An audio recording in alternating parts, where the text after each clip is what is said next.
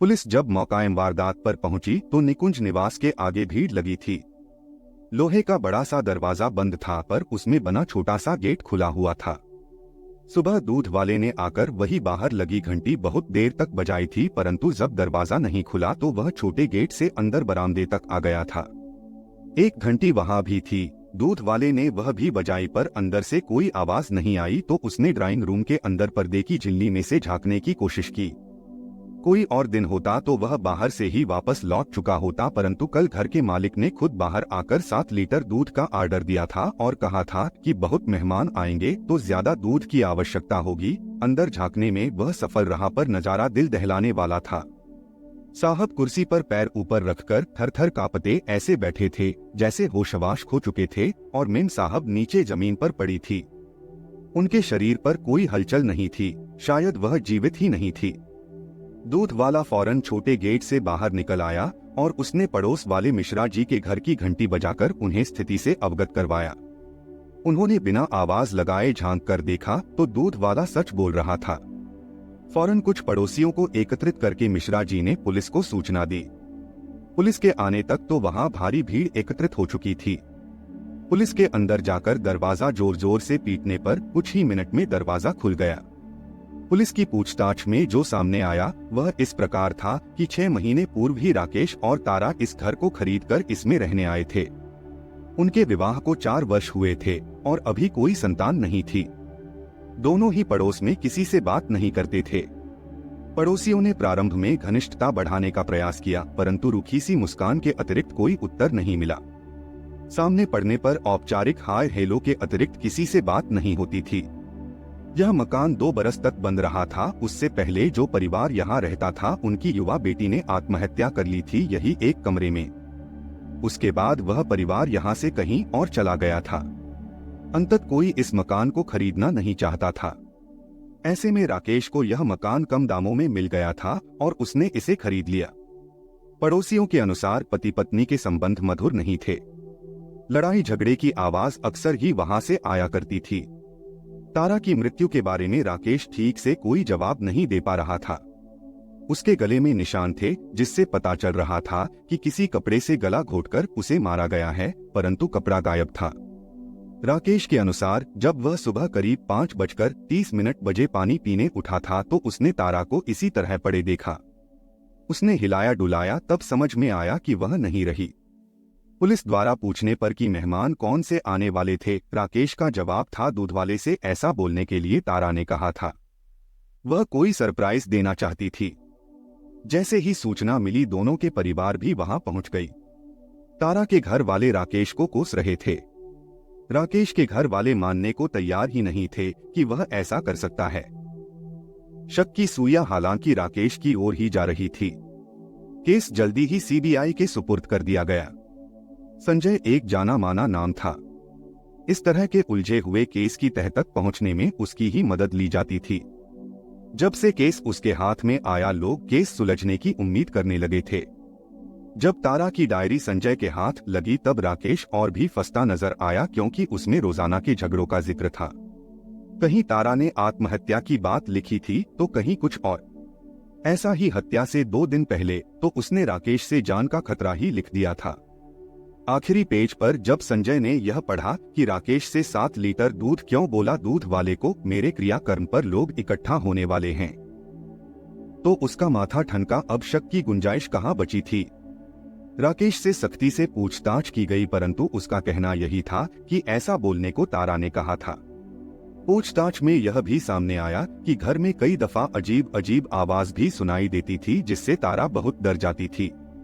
उसे किसी आत्मा के साये की आशंका भी होती थी। राकेश ने बताया कि आवाजें तो उसे भी सुनाई देती थी, पर इस बात पर संजय ने विश्वास नहीं की। उसने राकेश से पूछा कि तारा डायरी में हर बात लिखती थी तो उसने डायरी में ये बात क्यों नहीं लिखी।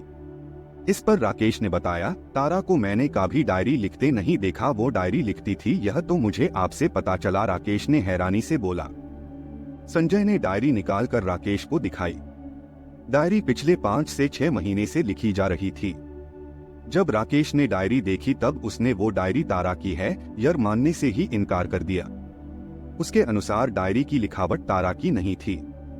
एक बार तो संजय चकराया, फिर उसने तारा की हैंडराइटिंग दिखाने के लिए कहा। उसे डायरी के अतिरिक्त घर में तारा के हाथ से लिखा हुआ कुछ नहीं मिला। राकेश ने कहा, वह सारे काम लैपटॉप और मोबाइल फोन पर करती थी। मैंने उसे घर पर कुछ लिखते कभी नहीं देखा था। संजय ने पूछा, फिर तुम कैसे यह दावा कर सकते हो कि राइटिंग उसकी है या नहीं? राकेश, क्योंकि शादी से पहले उसने कुछ पत्र मुझे लिखे थे और एक बार हमारी जोरदार लड़ाई हुई तो गुस्से में उसने खुद ही सब फाड़ डाले थे। संजय ध्यान से उसके चेहरे को पढ़ रहा था। लिखावट तारा की है या नहीं यह साबित करना मुश्किल नहीं था उसके लिए, पर राकेश जो कह रहा था उसमें क्या थोड़ी सी भी सच्चाई है? राकेश से आगे कहा, इस डायरी से तो ऐसा लगता है कि हमारे रिश्ते बेहद खराब थी, जबकि ऐसा नहीं है। हम लड़ते बेशक थे पर प्यार भी एक दूसरे से बहुत करते थे। राकेश ने दिमाग पर जोर डालते हुए कहा, मुझे कुछ याद नहीं आ रहा। तारा की मां को भी डायरी दिखाई गई तो उन्होंने भी लिखावट तारा की होने से इनकार किया। आगे की पूछताछ में तारा की मां से पता चला कि तारा की एक गहरी दोस्त थी जो अक्सर उससे मिलने आती थी और तारा उससे बहुत प्रभावित थी। उसका नाम नीलम था, पर तारा का फोन खंगालने पर पता चला कि उस नाम से उसके मोबाइल में कोई नंबर सेव नहीं था। राकेश को उसके बारे में कुछ खास जानकारी नहीं थी। उसे सिर्फ इतना ही पता था कि कुछ महीने पहले उसकी दोस्ती नीलम नाम की किसी लड़की से हुई थी और वह दोनों अक्सर मिलती जुलती थी, परंतु राकेश की उपस्थिति में वह कभी नहीं आई। राकेश ने उसका फोटो तक कभी नहीं देखा था, ना उसने कभी देखने की इच्छा जाहिर की थी और ना ही तारा ने स्वयं कभी दिखाया था। लेकिन उसने यह आवश्यक बताया था कि नीलम बाकी लड़कियों से बहुत अलग है। उसे फोटो खींचवाना पसंद नहीं था। राकेश का घर पुराने बसे हुए मोहल्ले में था। दिन के समय वहां कोई गार्ड भी नहीं होता था, लेकिन रात को अवश्य ही एक चौकीदार डंडा फटकारते हुए कभी कभी गली में चक्कर लगा लेता था, परंतु पूछताछ में वह कुछ नहीं बता सका। सीसीटीवी कैमरा भी घर के सामने नहीं था। गली के कैमरे की फुटेज में देर रात कोई आता जाता दिखाई भी नहीं दिया। सबका शक बार बार राकेश पर ही जा रहा था, लेकिन नीलम को ढूंढना भी जरूरी था। आखिर खास सहेली थी तो आई क्यों नहीं? सारे शहर में ये खबर आग की तरह फैल चुकी थी। राकेश बार बार डायरी उठाकर लिखावट पहचानने का प्रयास करता रहा। अचानक याद आया, ऐसी लिखावट तो माया की भी थी। माया उसकी पुरानी महिला मित्र थी, परंतु वह निश्चित तौर पर यह बात नहीं कह सकता था। माया से रिश्ता खत्म हुए 5 साल हो गए थे। तारा से बात पक्की होते ही राकेश ने माया के पत्र और उससे जुड़ी हर निशानी मिटा दी थी, पर उसकी मोती जैसी खूबसूरत लिखावट उसे रह रहकर आज याद आ रही थी, जो कि डायरी वाली लिखावट से हूबहू मिलती थी। उसने संजय को बताना उचित समझा। संजय को जैसे ही यह पता चला, उसने फिर से सीसीटीवी फुटेज राकेश को दिखाई। शाम के करीब 5 बजे एक लड़की गली में दिखी, हालांकि उसने अपना चेहरा काफी हद तक ढक रखा था। चाल ढाल से राकेश को वह माया ही लगी। सामने वाली पड़ोसन ने भी पूछताछ में बताया कि उन्होंने कल किसी को आते तो नहीं देखा था, पर यह फुटेज वाली लड़की अक्सर ही तारा के पास आती थी। माया अब कहाँ है, इसके बारे में राकेश को कुछ पता नहीं था, परंतु उसके बारे में बाकी सब कुछ उसने संजय को बताया। करीब 6 बरस पहले उसकी मुलाकात माया से हुई थी। उसका बिंदास स्वभाव राकेश को भा गया। धीरे धीरे दोस्ती बढ़कर प्यार में बदल गई। राकेश ने उसे जीवन संगिनी बनाने का फैसला भी कर लिया था कि कुछ विश्वसनीय सूत्रों से पता चला कि माया सही लड़की नहीं है। उसका उठना बैठना आपराधिक प्रवृत्ति के लोगों के साथ है और वह स्वयं भी छोटी मोटी वारदात में नियुक्त रहती है। राकेश का दिल टूट गया। उसने फौरन रिश्ता समाप्त करने का फैसला किया। माया ने बहुत मनाया, बहुत समझाया, खुद को बदलने की बात भी की, पर राकेश दृढ़ निश्चय कर चुका था। कुछ दिन बाद घर वालों ने ही उसके लिए तारा को चुना था। 6 महीने रिश्ता तय रहा। इस दौरान ही तारा ने राकेश को कई पत्र लिखा था। शादी के बाद माया के बारे में राकेश ने तारा को कुछ नहीं बताया था और उनके बीच सब ठीक ठाक था।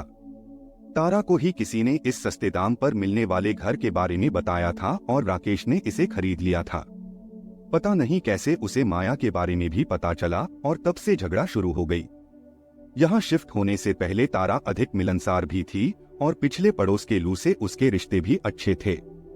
राकेश थोड़ा संकोची था और शुरू से ही ज्यादा दोस्त नहीं बनाता था, परंतु यहाँ आकर तारा ने पड़ोसियों से रिश्ते नहीं बनाए। बस उसका सारा ध्यान नीलम की तरफ था। शायद उसी ने उसको ज्यादा दोस्त न बनाने की सलाह दी हो। माया का आपराधिक रिकॉर्ड होने की वजह से संजय को उस तक पहुंचने में अधिक वक्त नहीं लगा।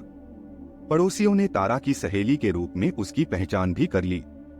जब पूछताछ की गई तो सारी साजिश की जिम्मेदार वही निकली। इस सब के पीछे राकेश से बदला लेना ही उसका मकसद था। पिछले 4 वर्षों में उसका सारा ध्यान राकेश और तारा की हर गतिविधि पर रहा। 3 साल तक वह खामोशी से रही, लेकिन पिछले 1 साल में उसने तारा से जान पहचान करके दोस्ती कर ली।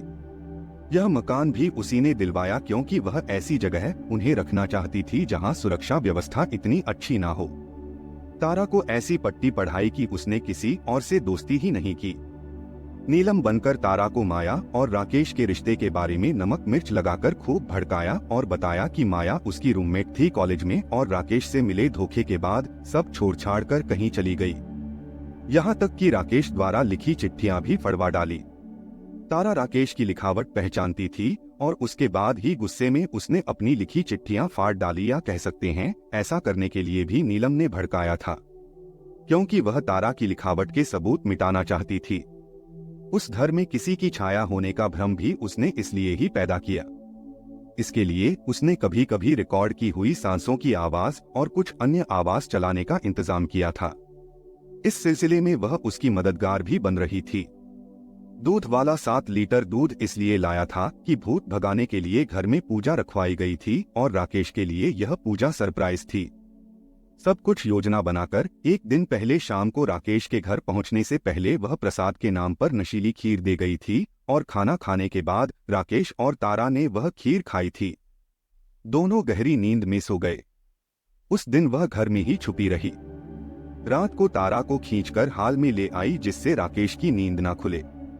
अपने ही दुपट्टे से उसका गला घोंटकर मोबाइल से सारे सबूत मिटा डाली। मोबाइल फोन से वह नंबर, मैसेज सब कुछ डिलीट कर दिया। तारा की दराज में वह डायरी रखी, फिर बाहर आकर सुबह की प्रतीक्षा करने लगी। 5:30 बजे जब राकेश का नशा टूटा तो उसे प्यास लगी। तारा बगल में नहीं थी, उसे लगा वॉशरूम में होगी। पानी लेने वह बाहर आया तो उसकी चीख निकल गई। उसने हिलाकर देखा तो डरकर कुर्सी पर खुद को समेट कर बैठ गया। यह सब माया ने बाहर से देखा था। जब रोशनी के साथ सड़क पर चहल पहल शुरू हो गया तो चुपचाप छोटा गेट खोलकर निकल गई। उसने पूरी कोशिश की थी कि हत्या के इल्जाम में राकेश फंस जाए और सजा पाए, जिससे उसका बदला पूरा हो सके, पर ऐसा नहीं हो सका। बड़े से बड़ा अपराधी भी कोई सबूत छोड़ ही देता है, और वह तो फिर भी उतनी शातिर नहीं थी। संजय जैसा ऑफिसर सामने था जिसने निर्दोष को सजा मिलने से बचा लिया। सस्पेंस स्टोरी इन हिंदी आपको कैसी लगी ये आप हमें कमेंट करके बता सकते हैं। ऐसे ही मजेदार कहानियां आपके लिए आगे भी लेकर आते रहेंगे।